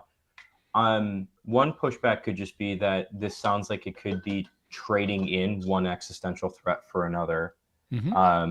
And then you could just you would have to engage with which one would be more preferable. And that would get down to some nitty gritty stuff. The other one would just be something like, especially at least within this debate context, which is better for society, Islam or Christianity. I think we have the explanatory resources and the historical precedent to say something like, well, this is why Christianity is a better society producing like group cohesion tool, because Christian societies are going to be the ones that are actually going to not be using these as weapons to progress the religion or anything like that. Whereas historically speaking, the proper guide rails. Yeah, exactly. What you said, Cameron. Yeah. Yeah, I think that in terms of the ethics that the two religions have, Christianity's, they both have love ethics. In the case of Islam, you're supposed to preferentially love other Muslims. And there's an element of that in Christianity too. As St. Paul says in Galatians, do good to everyone, especially those who are members of the household of God. But notice it's not limited to those who are of the household of God. It is everyone. So there is a universality of love ethic in Christianity that's going to tend to build cross-tribal and cross-religious alliances in a way that Islam is less likely to build cross-cultural and cross-religious and cross-tribal alliances. So I think that in terms of long-term strategy, Christianity does have an advantage there. I also wanted to mention trying to steelman him on the cousin issue. And here I may be advocating something that he would not be able to go with. I don't know the shape of his thought well enough. But my inclination would be to say, if I were him and I were debating Andrew, I would tend to say, well, okay, Christianity does acknowledge that it's permissible to marry one's cousin. There is not an absolute prohibition on this. There can be dispensations to allow cousin marriage. It's just not a good idea generally in Christianity. The normal rule is no cousin marriage, but it can happen legitimately according to Christianity in some circumstances. Well, that's all Muslims need to claim in terms of what's intrinsic to Islam, because as the golden age of Islamic thought illustrated, Islam can adopt ideas from secular learning like Aristotle and Plato and so forth, and incorporate them for the good of the ummah, of the Muslim community. And so if Muhammad married his cousin, well, I can infer that he somehow knew, because God told him, that your children with your cousin are not going to be defective, because not every child born of a cousin is defective. This is an aggregate trait that emerges on a population level, but just because Muhammad married his cousin doesn't mean that their children are going to be defective in some way. And so I could say Islam can adopt a broad prohibition on cousin marriage that simply did not apply to the Prophet. No, they can't. Now, because he might not be able to say that, but I can imagine some Muslims might be interested in pursuing that, and that would be a steel manning of them. It'd be very hard because, again, Muhammad is their moral example. They're supposed to emulate him in all ways that they can, submit to all of his decisions. So this is why they practice child marriage. This is why they practice cousin marriage. This is why they do a lot of the things he did that they're allowed to do. There's only certain times in the Quran where there's like, he had extra wives, you can only have 4 kind of stuff. Right. And I acknowledge that in advocating this position, I would be thinking like a progressive Muslim rather than a traditionalist Muslim. Yeah. But because not all Islam has to have the same level of traditionality, I could argue, if I'm arguing, and this is just a moot court debate where I'm thinking, how would I argue Daniel's case for him? I would argue this is not intrinsic to Islam, and therefore I would argue that the argument that is being posed by Andrew doesn't go to what is essential to Islam, but to a common opinion in Islam. He can't do that. He can't. That's the thing, is it? Andrew knows Daniel. This is essential. That's why Daniel never denounces it. Yeah. Well, and like I said, he may simply be too traditional as a Muslim to explore that option. Yeah. I mean, he's going to be traditional. The majority. He's going to align with the majority of Muslims around the world, and that's the issue. The modernist Muslims are like really a small minority. Yeah. Anyone debating in favor of the resurrection needs to watch Jimmy's most recent debate. It was a lot of fun. Appreciate that. It's on my watch, but I'm excited to see it.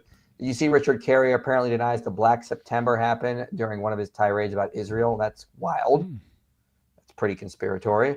I'm confused. Does Leviticus 18:6 quite literally say God is forbidding it? So what they would argue is that that's not included in the following lists. These don't specify no cousin marriages. Right. But this is what the Catholic Church did use later to say this is wrong. So they went with that, and that's why it was. And so, they said, okay, we're going to just take this principle and apply it to all family members, probably because they were smart enough to see birth defects coming out. By the way, guys, I'm going to dip out here pretty soon. No worries. No, we're going to just finish out and go through Super Chat. By the way, while if I may, I saw a couple of I don't think they were Super Chats go by, but that posed questions or made comments regarding me. I'd just like to respond to very briefly, if I could. Briefly, because we try to ignore those ones. Okay, well, one person said I must not be aware of Muslim tactical lying. And no. I am aware of Muslim tactical lying. But that's, again, one of the things I think about without automatically accusing a Muslim of being a tactical liar in a particular case. So without evidence of tactical lying, I wouldn't accuse a Muslim of tactical lying. The other was someone wanted to know, would I say that Jacob's brother Esau is a Bigfoot because he is described as a hairy man?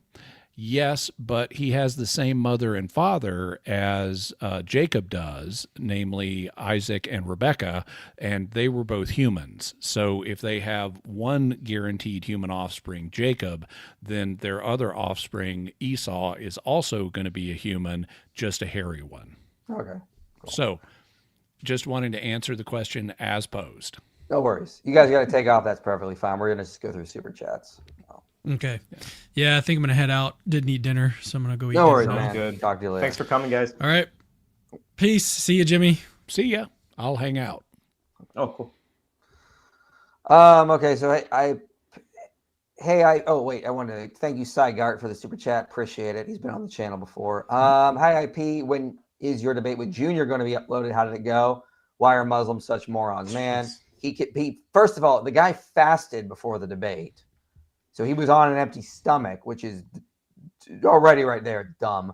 But yeah, he can see it. I fast. I fast all the time. I'm on an empty stomach right now, and I'm not even hungry because I do it regular. So Yeah, if you don't do it regularly, you shouldn't be doing that. But he did that, and man, it did not go well. It should be out later this week. So if we raise the voting requirements based on high IQ scores, the Western countries will be okay from Sharia law. There you go. We reading that. Big fans of y'all. Can you please play for my brother Josh? He's in the hospital and they think he might have sepsis. Oh. Can you please pray for him and think of him? Yes, absolutely. Yes, everybody pray for Josh. Abba and Preach did a video on Christianity. I have no idea what this is saying. You gotta work on your grammar, man. Join our RCT, Discord please. server or email me the link to the video, please. Steve says it was framed properly, which is better for society. Andrew is not a fool. Yep, Andrew dominated this debate and ruined Daniel's career. Secularism also doesn't have a good reason to prohibit consanguineous relationships without relying on moral intuition. Yeah. Well, this is another thing you can bring up that didn't get brought up in the debate is Daniel was saying like, this is a secular value you're using. No, I mean, when we debated with them, we asked questions, would you be against incest if they're using protection? They often say, I'm fine with it if they're both consenting adults. So yeah, this doesn't work. It seems far more like he's more in line with the secularists on this in a lot of ways, because I have done this and I've seen Andrew Wilson do this. We've asked them if, it's all just about secular values, if it's all just about reducing harm, would you be against like two brothers in an incestuous relationship where there's not any problem for like offspring? And when you back them into a corner, they have to say yes based on their own harm principles and secular values, which is ironically closer to what Daniel's arguing. I obviously not doing that, but it is closer, which is ironic. Thoughts, Vids plans on Alex O'Connor saying he thinks materialism is ludicrous and that he's looking for alternatives in his recent show with Bernardo Castro. Yeah, that was wild. I haven't watched that yet. That was good. It was really good. I watched it all the way through. Yeah, he's leaning towards like panpsychism, but he was looking into idealism. I hope he becomes an idealist, because I think if you enter idealism, theism just is a natural outpouring of that. Yeah. I mean, I asked Joe Schmidt this one time and he kind of agreed. I mean, if you're an idealist, I've seen a lot of agnostics and atheists that are more philosophically inclined, more and more and more leaving materialism or like physicalism. So it's interesting. Yeah. I wouldn't. Do you personally advocate idealism? Because yes, I tend to be oh, really? Interesting. Yeah. I tend to be a substance dualist. Oh, well, no one's perfect. Jimmy, I'm in between both of you. I haven't made up my mind. There's days where I'm like, idealism's pretty sexy, and then there's days where I'm like, nah, dualism's pretty obvious. So when I argued for God's existence in my debate with Richard Carrier over the weekend, I made a case for idealism in that debate as part of my overall structure, using philosophy and then a scientific argument as well. Most debates I have are me pointing out to commitments to Surah 465, 33:21, as Allah defers moral character and judgment to Muhammad. This is really good for people to point out. Yep, those are the two verses to go to on the immorality that flows out of Islam, because then you just show all the bad stuff. Yeah, 465 is where you have to submit to all of Muhammad's decisions. 33:21 is where it says Muhammad is an excellent moral example. So you pair that with the fact that he raped a 9-year-old and the fact that he had multiple wives and sex slaves, and then he was allowed to he swore an oath to stop sleeping with his sex slaves, and then Allah gave him permission to break his oath to his wives, and Allah kept sleeping with his sex slaves, marry the cop. So a lot of immorality coming out of that guy. Really like y'all channels, please. IP, it was, PS, IP was cool seeing you yesterday at DC. Appreciate it. Great seeing you as well, man. Listening at work, getting weirdos looks for LOLing. Yeah, man, it was a wild debate. Average IQ also reflects the level of intellectual restriction in society, maybe more than inbreeding. Yeah, I know what you mean. Yeah, inbreeding is definitely a variable, though, is what Wilson was pointing out. Yeah, and there are multiple interpretations of IQ tests. One of the arguments is that IQ tests do not genuinely, now there's a counter argument to this, but one of the arguments is that IQ tests are measuring certain skills that are valued in Western societies that are not indicative of general intelligence. One of the things that that is valued in Western society today is the ability to think in terms of classifications that follow natural lines. So, like if you said, what do dogs and raccoons have in common?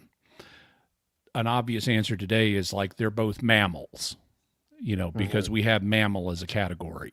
But if you asked one of our ancestors back in the 1820s here in America, when the genetic population is going to be basically the same, what do dogs and raccoons have in common? The obvious answer was you use dogs to hunt raccoons. And so they're thinking along more functional lines than scientific lines. But neither answer is intrinsically better. This is the argument.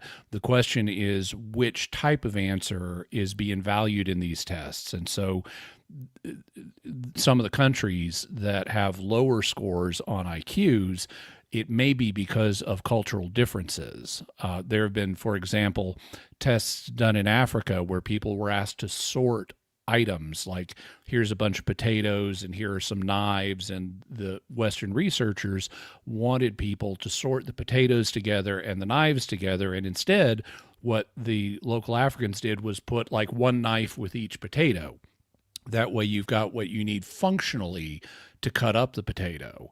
And it was, so neither answer is necessarily better than the other. It's just valuing different stuff. And so there is this cross-cultural question about how appropriate are Western-style IQ tests for some of the countries where they're being used.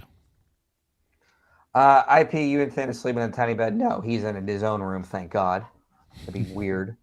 They say women are half-brained, best for society. Yeah, that's another hadith of Muhammad where he says the testimony of a woman is that to half of a man because of the deficiency of her mind.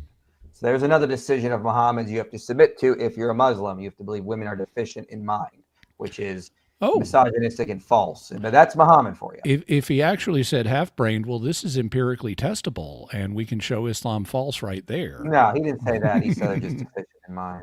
Yeah. Daniel is the Borat of Dawa. Also, don't let IP convince you to swim in the Thames, Jimmy. I have no idea what that's about. I assume he means the Tiber, but swim in the Thames. I'm not sure. Their own prophet couldn't read, and he is the perfect example. So a faithful Muslim would remain illiterate. This is the proof. Yeah, and they actually fought this. When the printing press came out, they banned it in the Ottoman Empire, and attempts to build printing presses in the Islamic world were met with riots and resistance and burning of them down for many, many decades. It took a while for that. This is Toby Huff talks about this in his book on, as I mentioned earlier. So yeah, this was a huge problem for a while. It wasn't so much that they thought you to be illiterate, though. It was more that they just thought this was taking too much authority away from the interpreters of the Quran, the scholars. They didn't want the laymen doing that kind of stuff, which, wow stuff. Now I know why atheists spend all their time attacking C's rather than M's, Christians rather than Muslims. Yes, there's not a lot of challenges there.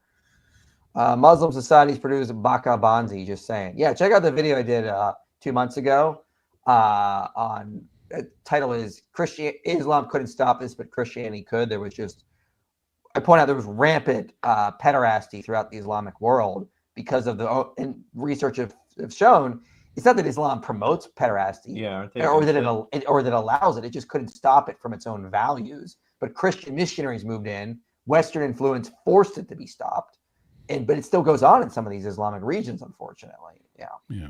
Same thing happened with slavery. Yep. Yeah. I got a video called How Christianity Ended Slavery. I go into that. If you keep lowering the IQ, doesn't any religion end up true?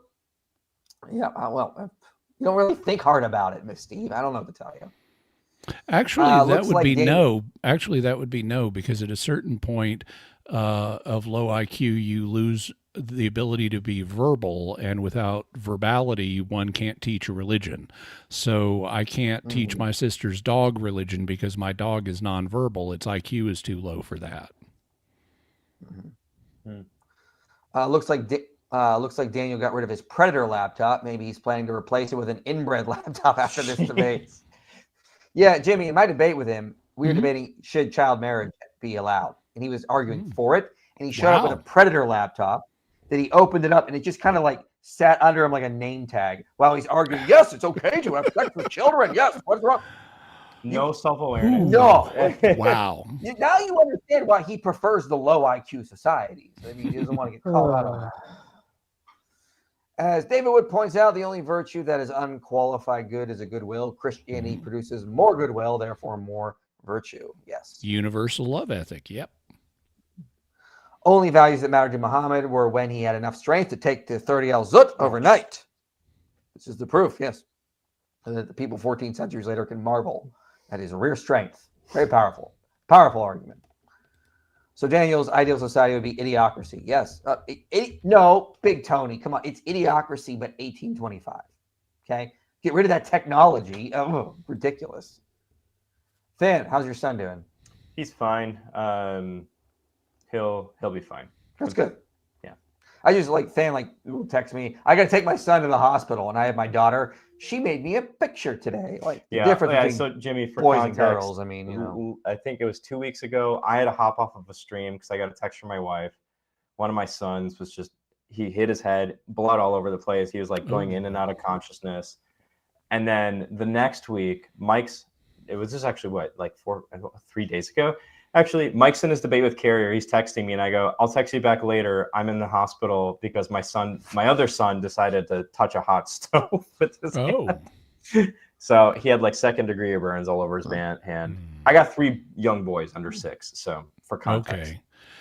Well, I'm glad you have 3 boys, and I look forward to the day when they're old enough for some of that not to happen. Oh yeah, it's fine. 90 IQ dentist positioning and ice pick. Hold still.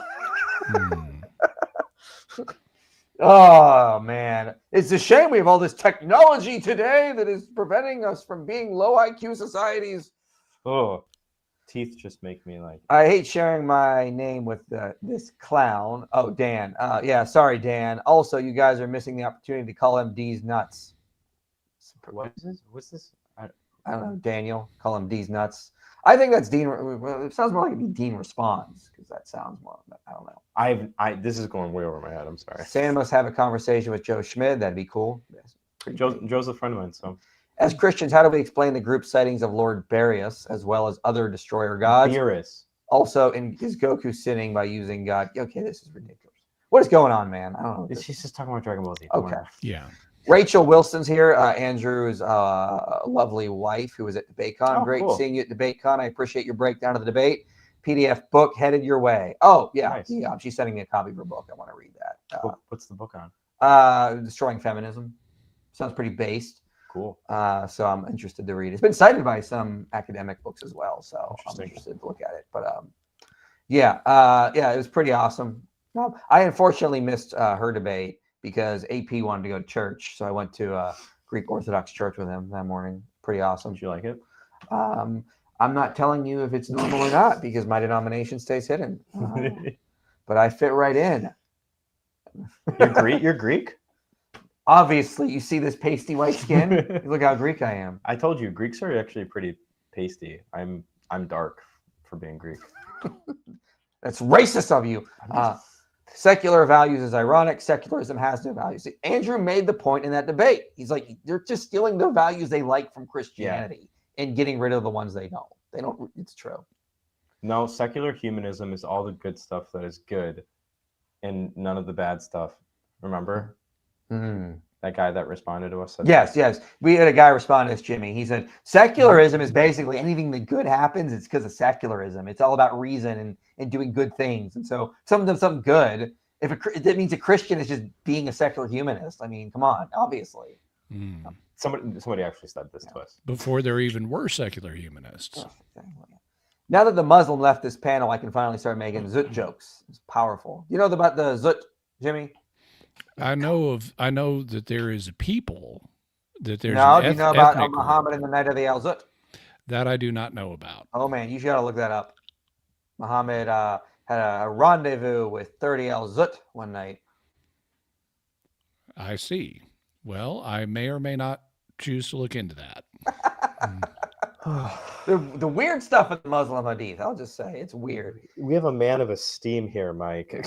General Catholic question: why do priests ask the congregation to pray for the Mass acceptance if Mass is always sacramentally valid? Because we are not simply prayer is not about giving God new information or offering God stuff he wouldn't have had otherwise, because he owns the entire world. Prayer is about relating to God, and therefore when the congregation prays that the sacrifice is acceptable to God, we are aligning our will with the will of Christ in the self-offering that he is making through the sacrifice. Mm-hmm. Why did the Zut cross the road to enter Mo's back alley? Why did Haqiqatjou cross the road to pick his wife from the daycare? Very Islamophobic of you to say that kind of stuff. Very, very Islamophobic.